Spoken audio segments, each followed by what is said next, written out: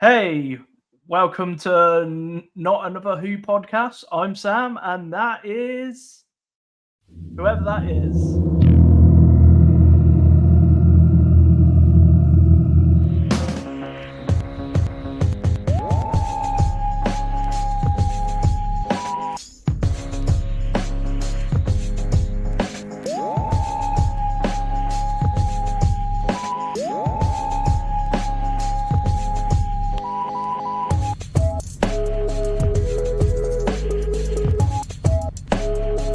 Hello, welcome to Not Another Who podcast. The Halloween I'm Chris. special. Halloween I'm special. Sam. I'm Chris, and we're very unprepared. How are you doing today, Sam? Yeah, I'm good. How are you? Feeling spooky. Feeling It's my spooky. favorite time of the year. Yes, definitely. It's I love Halloween. What do you like most about Halloween? Watching classic like slasher movies and stuff like that. And some scary Doctor Who episodes, which we're gonna discuss today. Of course, and it's not. It wouldn't be a good video if we didn't have a specific horror themed guest. So, may I introduce our guest for this episode? No, I'm literally. Can I introduce this guest? Oh yeah, you can. Right. So, presenting from Fright Night Flicks, my good friend and friend of the podcast, Robbie Fleming. Hello, everybody. Hello, Sam. Hello, Chris. Hello. How are you doing, Rob? I'm good. I'm glad to be here. I don't love Doctor Who as much as you guys, but I do like the revival era, specifically Eccleston to Poldy. And because Chris was mentioning about the scary Doctor Who episodes, I thought I'd come on board and talk Doctor Who with you guys. Perfect. I noticed there you said from Eccleston to Capaldi, so I can rule out that you would have any Jodie or Shooty episodes on your list. Correct. There's not many scary episodes when I was flicking through iPlayer. No. Space Babies. That's not scary. It's a running joke in our podcast. It has to be mentioned. Right. I think the scariest episode was knowing that RTD is staying on. Yeah. So yes, we are here to talk through our top 5 episodes. So, who shall I start with? Let's go with Sam. Start off. You love choosing me first, don't you? To break the ice. I think it works, you know?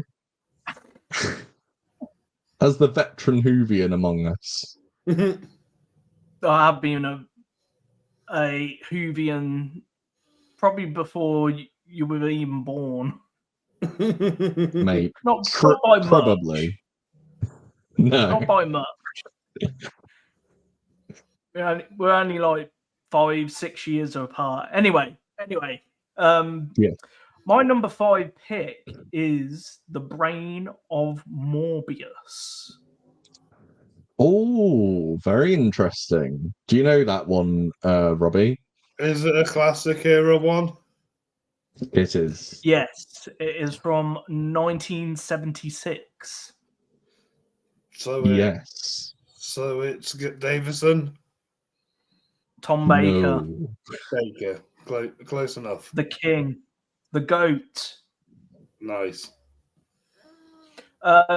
The reason I picked this story is because it is like the antithesis. I can't speak today. Antithesis. That word. Antithesis. Of the Gothic period of Doctor Who. It delves into like it's their version of Frankenstein, basically. And there's like a couple of particular moments in that story that I just find very terrifying.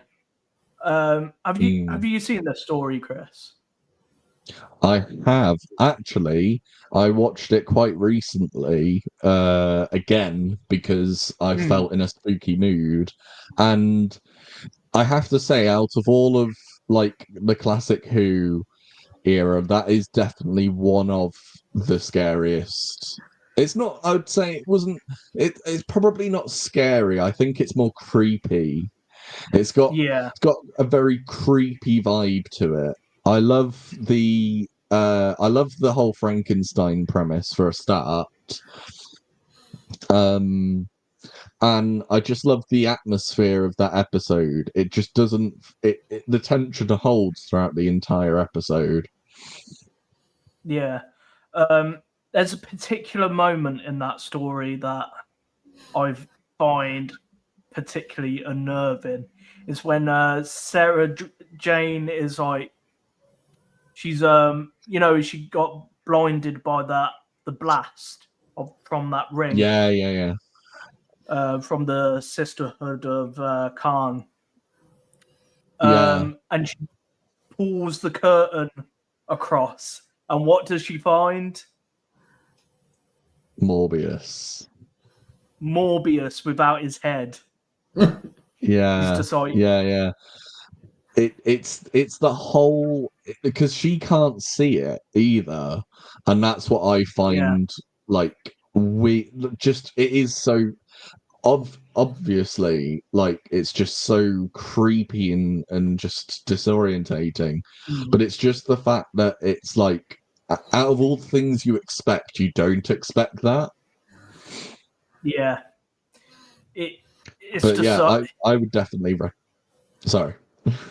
Yeah, it's just one of my earliest memories of Doctor Who. That moment where Sarah Jane pulls that curtain across, and all you see is that body without the head, the arms, and quite. I think it's like the nearest Doctor Who ever got to like body horror, I think, in that story. Definitely. There's a few others. I said this sounds like my cup of tea. I would definitely recommend it, Rob. If you're going to watch any classic Who, definitely watch that one. Yes, I'll add that one to the list. So, next up is Robbie. What is your fifth story? Yes, all right. This was a last-minute change because I completely forgot how scary this episode is thinking about it. It was one of the last episodes of David Tennant, and it's The Waters of Mars. Oh, okay. That is a very good choice. That nearly made my list, actually. That nearly made my list as well. Yeah, it's one of my absolute favorite episodes. So give us your reason as to why you think it deserves the scariest spot. Because it traps the Doctor in a grim moral dilemma as the crew becomes infected by a parasitic waterborne organism that transforms them into horrible corpse-ill creatures, and they are creepy as hell. Even like looking, the hair and makeup did a great job of making them like really unsettling. I remember an image where the woman that has like half her face cut off because the creature's infected it, and she's like, it's just one of the creepiest images I've seen in the show. Yeah, I have to admit, when I first watched that episode, it genuinely scared me. But I feel like ever since, because I know I'm expecting it, it doesn't resonate as much, but it does. It holds its scare factor, but it doesn't scare me as much as it used to do. And I think that's not necessarily a problem of the episode. That's just how I've grown and changed. But yeah, I definitely agree. It's the whole. It's that ambiguity. It feels a bit like, you know, those base under siege sort of stories where you just can't get out of that situation. Much like The Thing. Yeah, pretty much like The Thing. That may come back up later. Okay, so I am going to pick for my fifth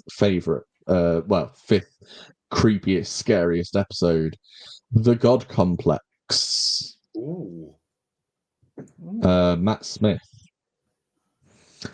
So the reason why I chose this one is because it, like with Waters of Mars and like with Brain and Morbius, you're trapped in this environment that you can't get out.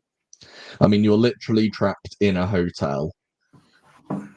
And it's not just any ordinary hotel. It's specifically got these kind of 19 sort of 30s, 40s, 50s vibes.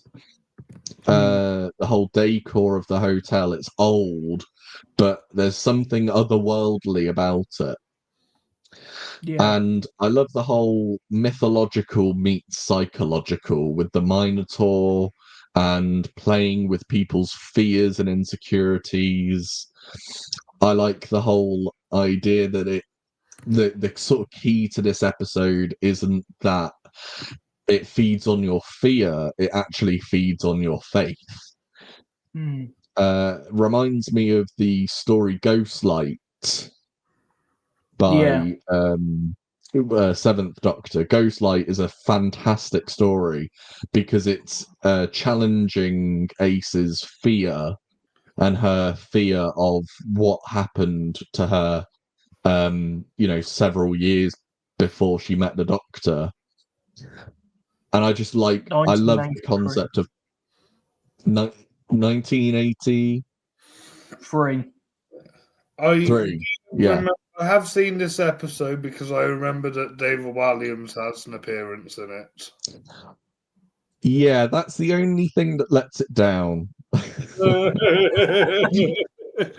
In my opinion, it is literally the only thing that lets it down is the whole David Walliams sucks the horror out of it. Yeah. And I also love the fact that the Doctors, you know how Amy in that episode, her faith is in the Doctor, and the Doctor has to kind of break that faith in order to save her. And again, that calls back to like Ghostlight, where the Doctor has to kind of force Ace out of her comfort zone in order to sort of survive. And also the Curse of Fenric as well. And yes, Curse of Fenric, which is like the story afterwards or the story after that. Yeah, it's the story after Ghostlight. Yeah.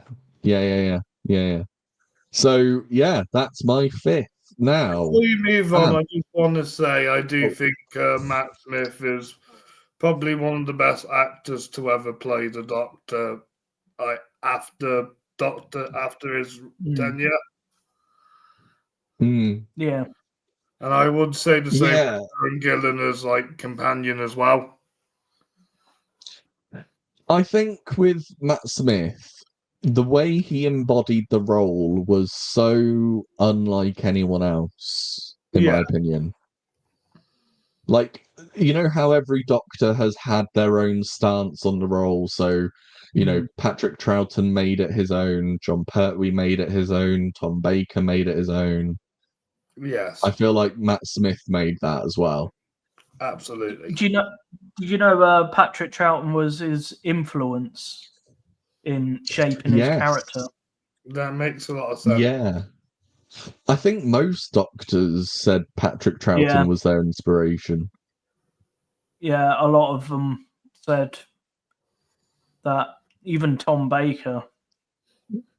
Because he was the second actor, so it was kind of like you couldn't really emulate Hartnell. I know Capaldi did, but you couldn't really copy that performance. Whereas with Troughton, he was the one who slightly turned the dial on that. Yeah. Well, if he failed, there would be no more Doctor Who after that. Exactly. He was the pivotal Doctor.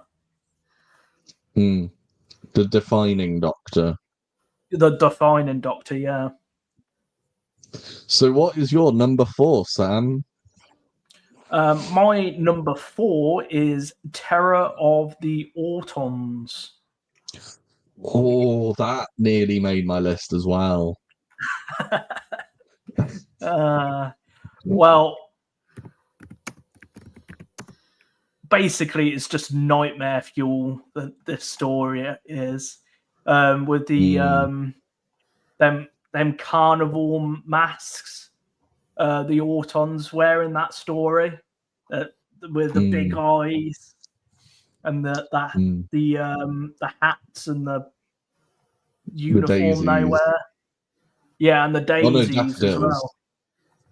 Yeah, the daffodils, not daisies. Yeah.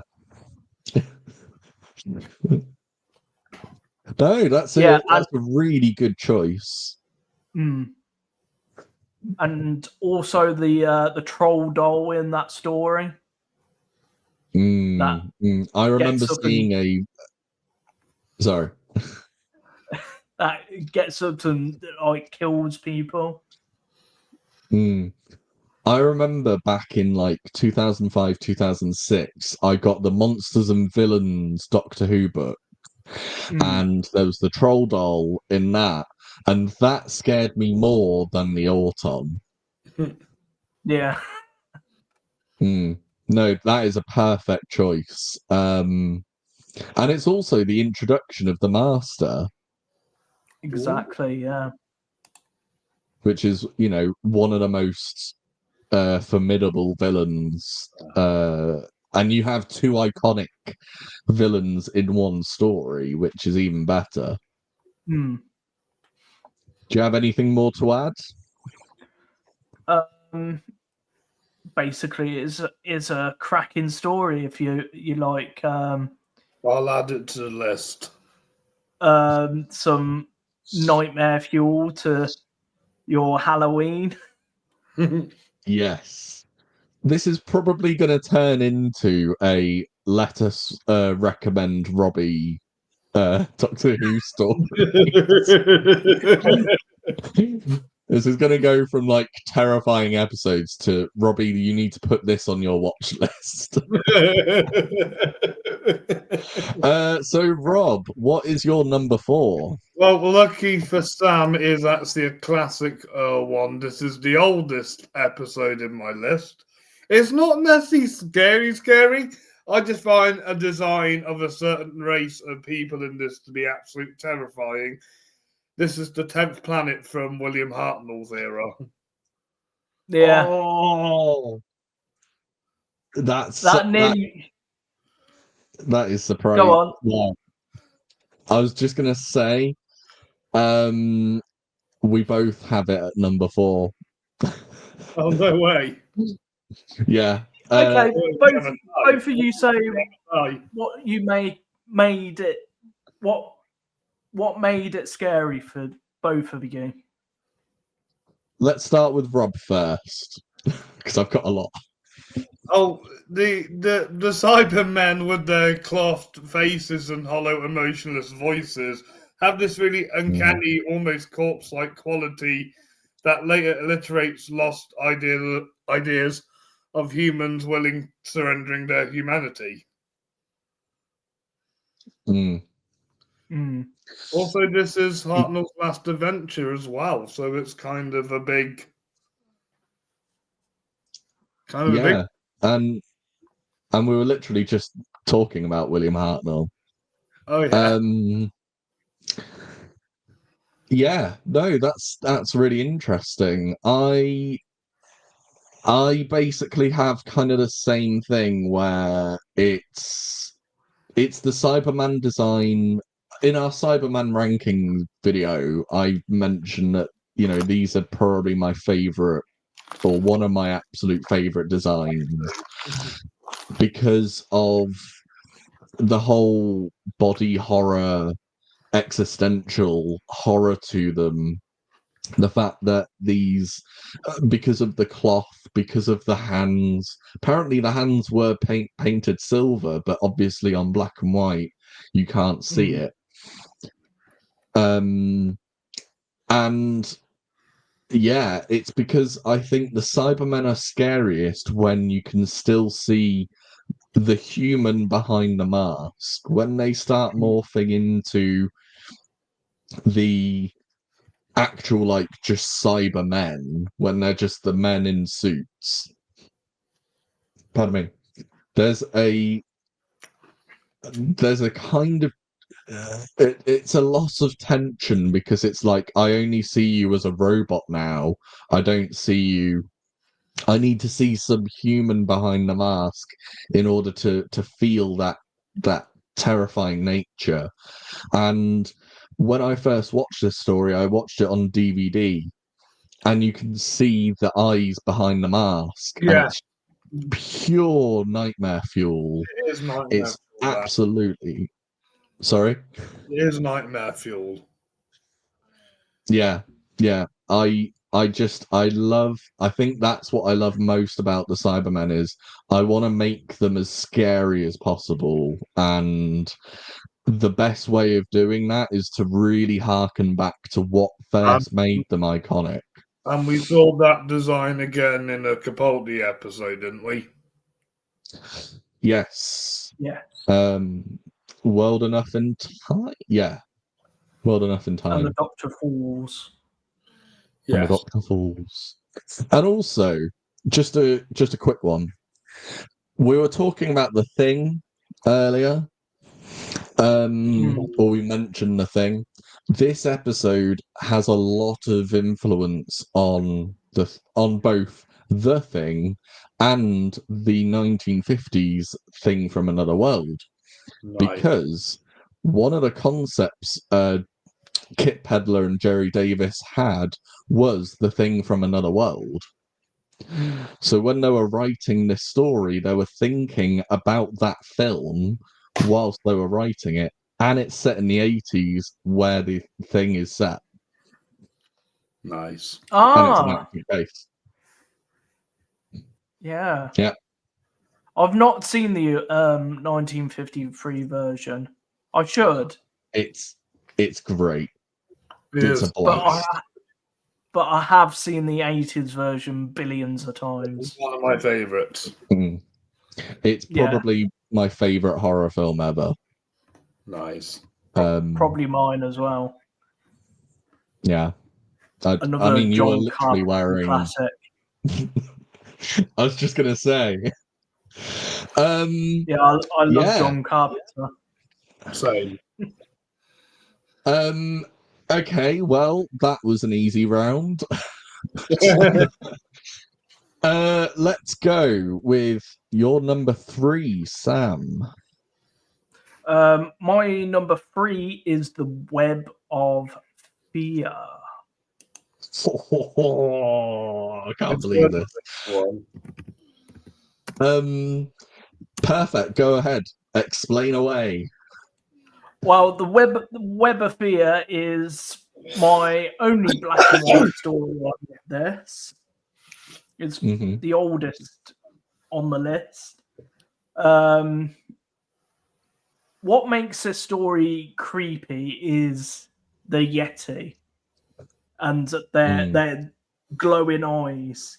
In their first appearance, they look like teddy bears.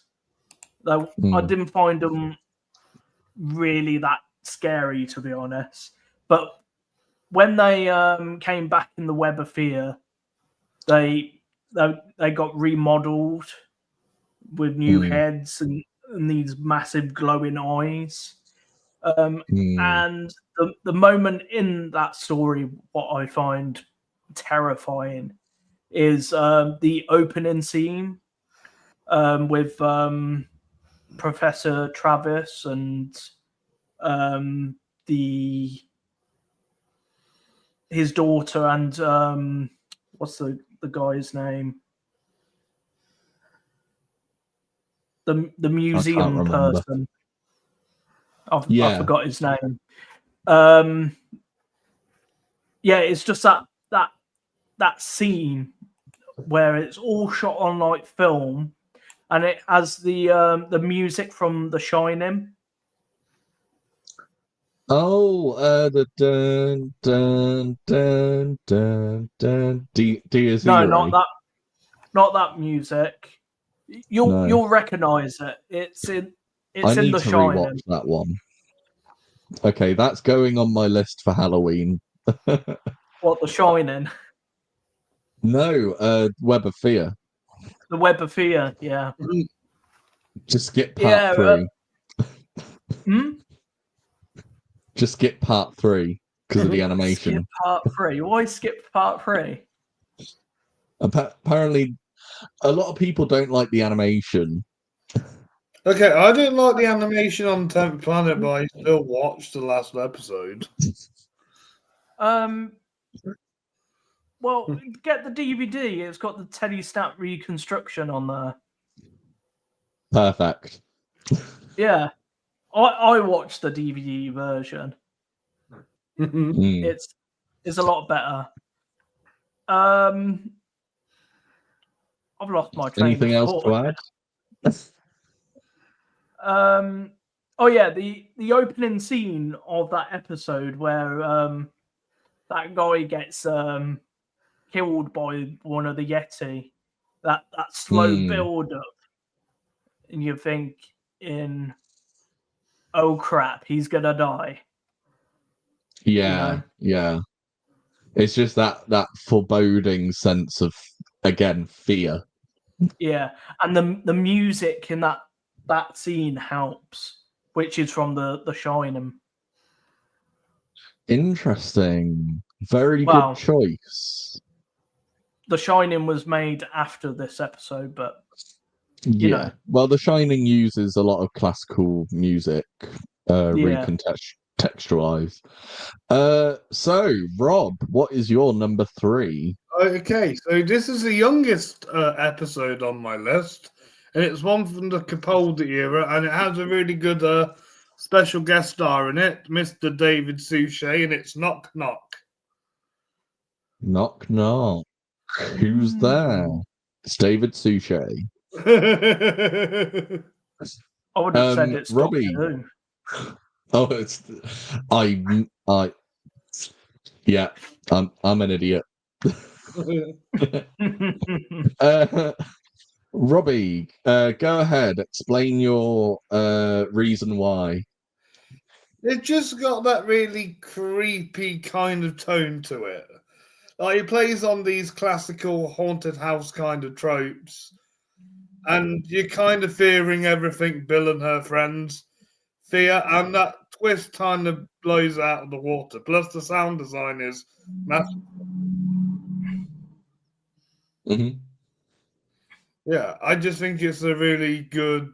This is probably the last really scary episode of Doctor Who. I remember watching it with you and Ellie one day at my house, and me and Ellie were a bit creeped out by it. Yeah.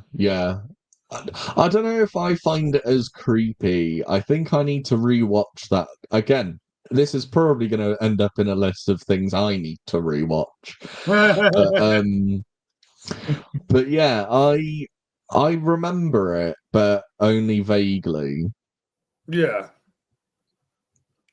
But no, it's an interesting choice. Anything else to add? David Suchet is probably like one of the best guest stars of that Capaldi season. Yeah. Yes. He is very good in that. Yeah, absolutely. Okie doke. So my number 3 is Fury from the Deep. Ooh. Now, I don't know how Sam feels about this, whether it nearly made the list or not. It did nearly make the list. I find this episode especially creepy and almost terrifying.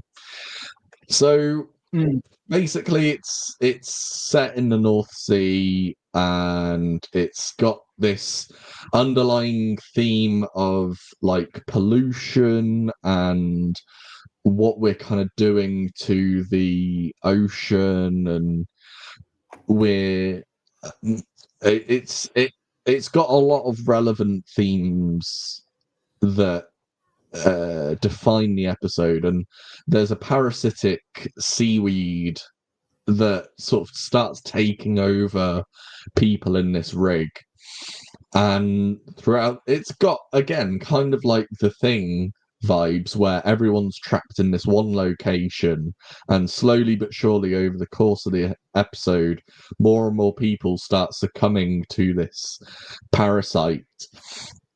The body horror, the possession is just something that, like, there's the absolute iconic shot of I can't remember the guy's name. Is it Mr. Quill? Yeah, so he's like that, and the camera zooms in, and you just see this face, and he's just got this absolute, like, it's such an iconic shot that unfortunately the episode a lot of this episode is there's like surviving clips of the episode. All 6 episodes in its entirety are missing, yeah. Right. But yeah, there are them slight clips. There are the clips that was on the Lost in Time DVD. Yeah. Because that iconic shot still exists, which is amazing. But yeah, it has been faithfully recreated in animated form, but it kind of loses a little bit of its scary sort of factor, but it kind of still remains this sort of overly creepy weird episode where you just don't know what to expect in the next part. So yeah, that's why I chose Fury from the Deep, and it's the first time the sonic screwdriver is used, I think. Nice. Yes, it is. It is. So we are going now to the top 2. Oh yeah. And so far, we've had some interesting choices, but Sam, what is your second choice? Like number 2. Yeah, my second choice. No, number 2 is the Robots of Death. Ooh. Tell us more. Yes. Have you seen that story? No. I have. Of course I have. Who do you take me for? Well, what I find scary about this story is it's set in this one location, and there's basically robots run amok, basically, and they bump him. The guest characters off one by one. And what I find very unnerving about these robots, they have this like monotone voice to them. So I do love the design of those Vok robots. Yeah, the Vok robots. It's a very Art Deco vibe to them. The whole like sand miner that they're set on has that very Art Deco vibe to it. Which Doctor was that again? That was Baker. Yeah, that was Tom Baker in. Yeah. It was Leela's second story. I think. Second story? Yeah. Yeah, second story. Yeah, I just find the robots so unnerving. And the glowing red eyes when you know that they're about to like kill somebody. I feel like knew who stole that concept for the Ood. Yeah. And the robots from Voyage of the Damned. Yeah.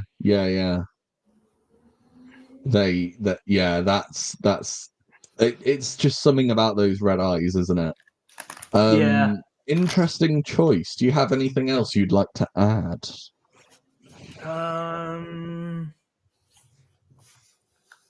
Oh, there's a unintentionally funny scene in their story. Please don't throw hands at me.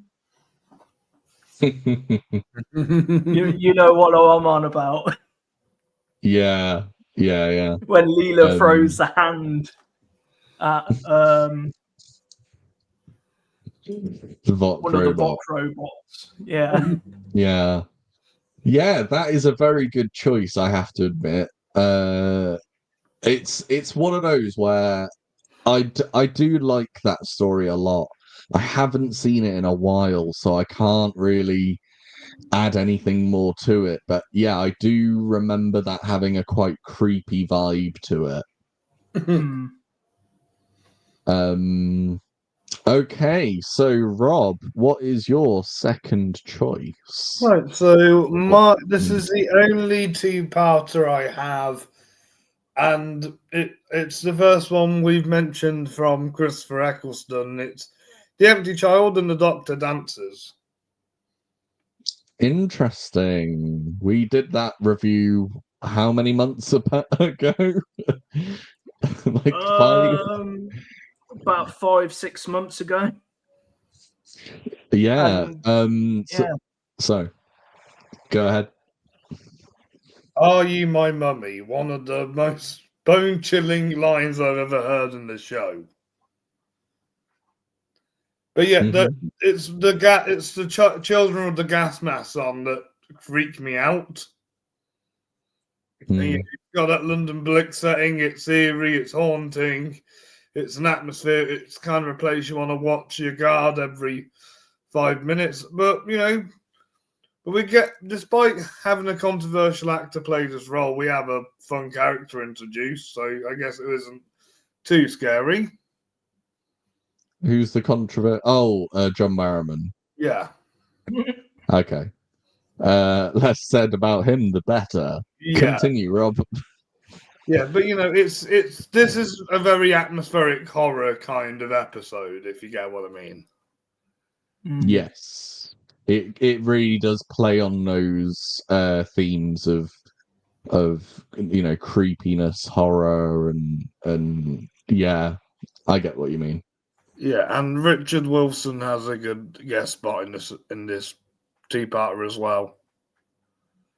He does, yeah, and it was also written by Stephen Moffat, who did a lot of interesting Doctor Who episodes and was very good at his horror when he delved into it. Exactly. We have another Moffat episode to talk about later on my list. Cool. Perfect. Do you have anything else to add, or? I do like the last bit because I feel that kind of helps perk up the episode after obviously that really sketchy big 2-part story. The sort of the uplifting positive ending. Yeah. Yeah, it's probably the only time in that series where the Doctor has a win. Yeah. Or one of the main sort of times where the Doctor has a win and no one really dies in the episode, everyone's brought back to life. Yeah. Yeah. Very good. So my number 2 choice is Midnight. Honorable mention. I forgot to do my honorable mention. Anyway, we'll get to honorable mentions. Yeah, Midnight. One of my absolute favorite episodes of all time. Probably one of my favorite episodes of series 4. And it just has again, I think we've chosen mainly episodes that have more or less like one location. Yes. I feel like that's an ongoing theme. Is we pick episodes that are literally just sort of one location, and this is probably the best of it because it's not just one location. It's a very sort of suffocating environment where they're in a small shuttlecraft going along the planet Midnight, and like the existential horror of this being that you cannot see. It's somewhere, it's infecting people, like it infects Sky, and then Sky infects the Doctor, but then it's kind of, you don't really know what is going on. But that adds to the horror because the more you don't know, the scarier it is. And it sends shivers up my spine all the time, where like I just find the tension ratchets up with the breakdown of all the people in the craft, where they start turning on one another and they start turning on the Doctor, and they're like, you know what, I've had it, I'm gonna throw him out. And it's so good that it couldn't be any higher. The only reason why it isn't as high is because my number 1 choice is something that still scares me to this day. So that's the only reason. So yeah, that is why I absolutely love this.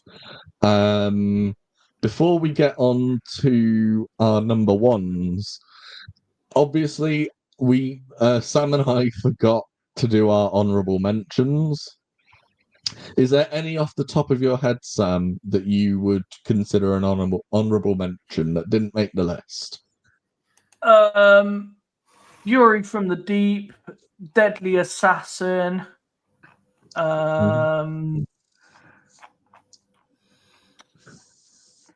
The Ark in Space, Spearhead from Space, The 10th Planet.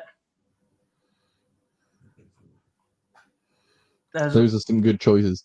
Ark in Space, especially because it was pretty much what inspired Alien, the film. Nice. And Ridley Scott at the time was actually working for the BBC, sort of around that era in the late 60s, early 70s. He was working in the BBC. I think he nearly came onto the production at one point.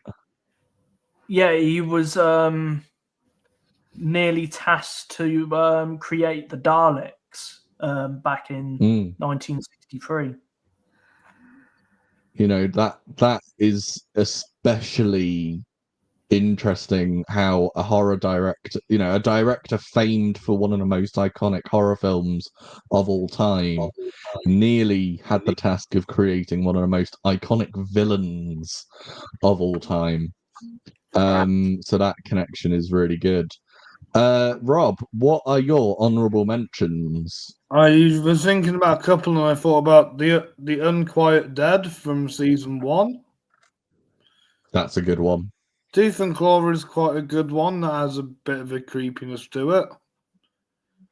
Mm-hmm. I'll tell you what is creepy in a weird way, the Shakespeare Code. It's got elements of, but I think I don't know if it's strong enough to count as a truly scary episode. But yeah, go ahead. And there was what? And the Vampires of Venice. That was nearly my number 5. Oh, interesting. Because again, it kind of got a little bit of a creepy kind of vibe to it. As for my honourable mentions, so Orphan 55, The Twin Dilemma, Space Babies,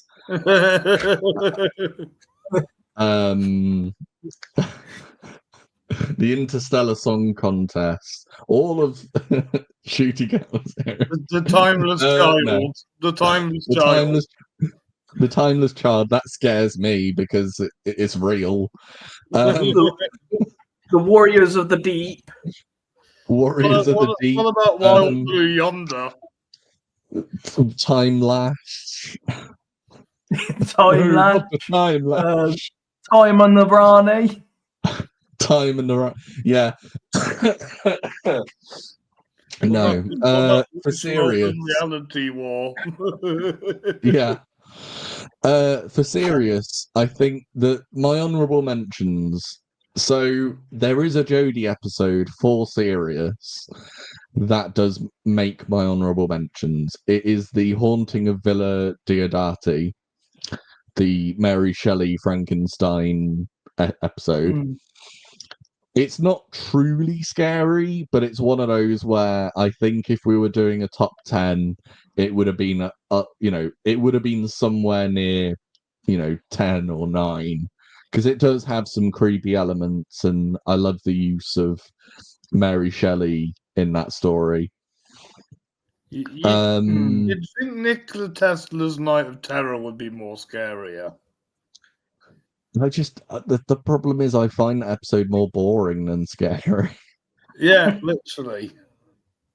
And then another honourable mention is Ghostlight, because I really love that story. It's just I don't know if it really takes the biscuit. Also, Curse of Fenric, as we mentioned earlier, that's very good. That nearly made the list as well, actually. Huh? That nearly made my list as well. I forgot about that one. I'm going to count that as one of your honourable mentions. And I think probably my last honourable mention.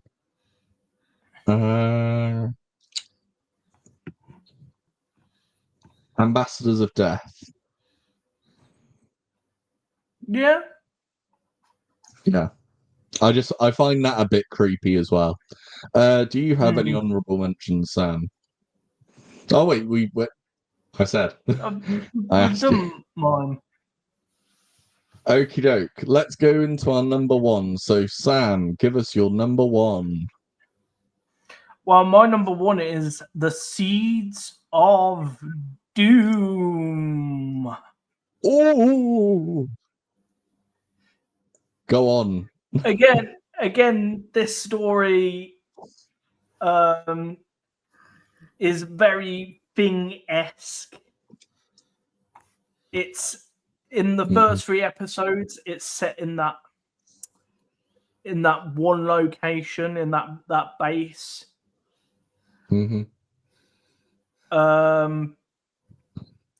Where this what are they? archaeologists. No, they're not archaeologists. Paleontologists. Whatever they are. They discover this pod. These two pods, and one of the pods hatch and takes over the one of the humans there, and it is like the most horrifying way you could possibly get taken over by some alien organism. It like attaches to your arm. Yeah. It dives into that body horror. There's a particular moment later on in the story where they go to the house in the later parts of that story, is when Keeler is in the bed and he's just like head to foot taken over by this creature, and he's like begging for his life, basically. Interesting. That is a very good one as well, because it's right in the gothic horror era of Doctor Who. Yeah. Slap bang in the middle of that era. Which is, as you said before, one of your favorites, if not your favorite. But yeah, one of my favorites. One of. And also, the Doctor has a sword and fights with his sword in that episode. Yeah, he gets a bit more.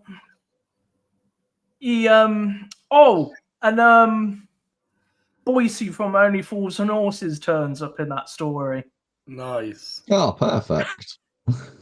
As the villain's henchman, and Tom Baker cracks his neck. Very fitting. He gets a bit violent in that story. Yeah, it's right in that era, isn't it? Where Doctor Who really wanted to amplify the violence. Yeah, it wasn't just a tea time show anymore. Him crashing through windows and punching people out. Yeah, it's just a very creepy story, especially in the first 3 parts. Fantastic choice. And Robbie, let's go with your number 1. Right, Chaz, you know me too well.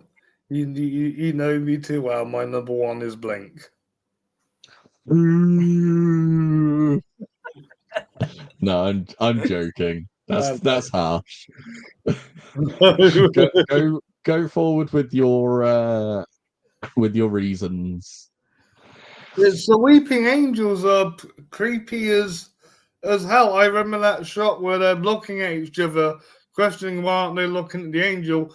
They turn to the angel, and it just is a really good jump scare when the angel shows up. I think that is probably the best jump scare I've ever seen in this. I love the episode as a whole because I like the way how Moffat writes this story. And the Doctor isn't even like a main player. It's Carey Mulligan's character. And I kind of like seeing like a different person's point of view on the Doctor, not just him and a companion. It kind of makes a change having like a self-contained story in this. And Carey Mulligan does really well in it, and she's gone on to do bigger projects since. But yeah, I do kind of like the mechanics of the story and the horrorness to it. And those, angels are creepy as hell, and that's why it's number 1. Yeah, no, it's a very interesting episode. I personally, in my opinion, I've never found the Weeping Angels that scary, because I think for me the idea of a statue moving, it doesn't really, like, obviously they don't. It's just there's a kind of disconnect in my mind where I didn't really find it that scary when it aired, and I've always found them they're very good monsters. They're very good villains. I think the more exposure they had, the worse they got. You know, we had the series 5, Time of the Angels, and then later on in Matt Smith's era they came back again, and I feel like every time they came back the scare factor, you know, decreased. You know, on our list we haven't had any other Weeping Angel episodes. It's literally just this one. Yes. Yeah. Not even in our honorable mentions.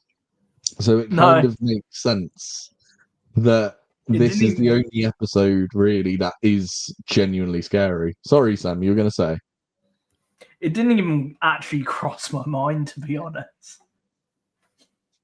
Yeah, and I think for I personally think for me, the reason why I don't find it as scary is because there is that underlying threat, but I think sometimes when they're not on screen, or sometimes the tension doesn't feel like it's always there. Yeah. It's only when they're really like there. It has, but the mechanics of the plot has that eerie tone to it. It does have an eerie vibe, but I just think for me, as like, you know, for me when I'm ranking these episodes, I'm trying to think of how the tension keeps going, you know, throughout the episode. And I feel like some of Blink, the tension dips, and then so it's kind of like a wave. It kind of comes back. Yeah, I think I'm pinpointing the bits you're kind of thinking about. And also, you remind me of Larry. Do I? Yeah, because you're a film fan. Fair enough. And he's obsessed with films and Easter eggs and stuff. So you always remind me of Larry. I'm not to that exact point of Easter eggs and DVDs. Yeah, you're not as bad, but you're pretty close. Charming. Okay, so my number 1 is the only 2-parter on my list. The Empty Child and the Doctor Dances. Wow. Twice. So, yeah, I agree with Rob completely that this episode is truly terrifying. In my personal opinion, it's probably the scariest episode of Doctor Who I've ever seen. It was also one of the first episodes because I started watching this in 2005. Same. You know, this is 20 years since. I agree with Robbie that the gas masks on the victims is just the creepiest thing. Like, every time I see a gas mask, it sends me right back to that moment where I first saw the child with the gas mask on, and it truly it made me just terrified. There's nothing underneath the gas, like there's you can't see the eyes, you can't like, it's almost like the antithesis of the Cybermen in the 10th Planet. What made the Cybermen terrifying was that you could see their eyes. Yeah. And their hands, and it was that body horror of they've been upgraded into these cybernetic forms, but they're still that humanity. But the gas mask child is literally the empty child is literally the opposite, because the one thing that makes it even scarier is the fact that there is just no emotion. There's no person behind the mask, and that just it really does send shivers down my spine. And also, I think for for the setting as well, the fact that the tension holds throughout the episode because we're right in the middle of the Blitz in World War II. Yes. One of the scariest times for Britain during, its vast history. Exactly. People were absolutely terrified because what was happening was, pardon me, what was happening was bombs were dropping from the sky. So your house could be targeted. It could happen at any time. And there was that tension with the bomb that is going to hit, and Jack has to save it, just in time, just so it doesn't hit, so that they can repair all these people and turn them back into normal people. So it is just the absolute, for me, the Empty Child Doctor Dances is just the most terrifying episode I've ever seen. It is terrifying. So yeah, those were our lists. Yes. That was very interesting. I really enjoyed understanding how each of us worked. I'm And just also surprised I matched with you twice. So yeah, pretty much. Like, I think we all had pretty much similar thinking, because I matched with you twice. And then I also matched with Sam in terms of the second Doctor. Yeah. And sorry, my list was a bit David Tennant biased. Well, no, it's this is the thing about Doctor Who, is we all have our favourite eras. Sam absolutely loves the classic era, for example. I like a bit of both. And you're more revered to the revival. But I hope that this has given you a chance to go, you know what? These episode recommendations are interesting. I might dive in. Yes. Because that's the whole point of exploring Doctor Who. Oh, yeah. Yeah, definitely. And it sounds like the classic ones, you can go in and out of them whenever you please. Yeah, and you also don't have to watch a whole episode all at once. You can break it up and watch, a 25-minute episode here, and then the next part. The point of the classic era is you didn't watch it all at once. There was no such thing as binging back at, well, there was, but it was called binge drinking. But that was the only type of binging that the old folks had.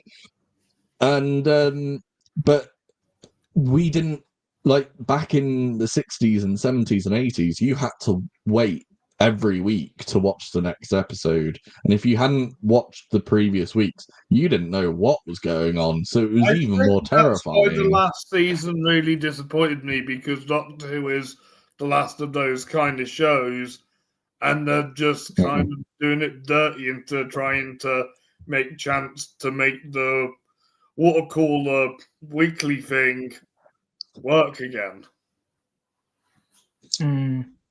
Yeah, by having all the episodes available, or by not letting things cool in between. Because I think the one thing we had is, when we were reviewing it each week, is we were kind of stuck on the previous episode, or we were more looking forward to the next episode, and there wasn't anything in, when we were watching, like, the story in the engine, or we were watching Robot Revolution, or there's, I think with Doctor Who, it needs to go back to its roots a little bit. And I hope, Rob, this has given you the chance to explore this series more in depth. Oh, absolutely. So yeah, thank you very much, guys, for thank you for having me, Chris. Joining me. Thank you, Rob, for being on the podcast. And thank you all for watching at home or wherever you are. And happy Halloween. Happy Halloween. Ha ha ha ha. Ha ha ha ha ha. Ha ha ha ha ha.